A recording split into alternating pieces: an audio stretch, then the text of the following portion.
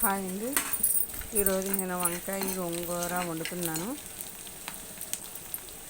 ముందుగానే నేను ప్యాన్ పెట్టేసుకొని అందులో ఆయిల్ వేసి ఉల్లిపాయ, పచ్చిమిర్చి, కరివేపాకు, జీలకర్ర వేసుకొని బాగా దోరగా వేపుకొని అందులో వంకాయలు వేసాను.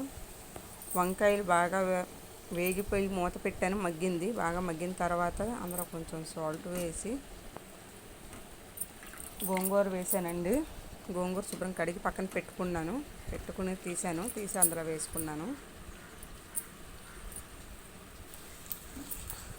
అందులోనే చిటికెడు పసుపు, కూరకు సరిపోయినంత కారం కూడా వేసుకున్నానండి. గోంగూర కాబట్టి కొంచెం కారం ఎక్కువ వేసుకున్నా పర్వాలేదు. తినే వాళ్ళకైతే మాత్రం పర్వాలేదు, లేదు మేము తినలేము అనుకున్న వాళ్ళైతే తగ్గించే వేసుకోండి. నేనైతే గోంగూర పుల్లగా ఉంటుందని ఎక్కువ వేసుకున్నాను.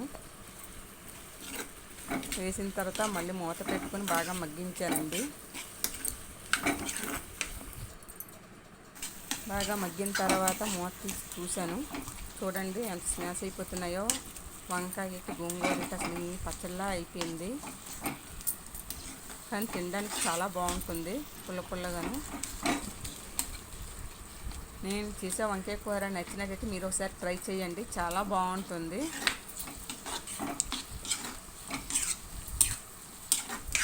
చూడండి, నేనైతే స్టవ్ ఆపేసుకుంటున్నాను. టమాటా అయితే నేను కట్ చేశానండి.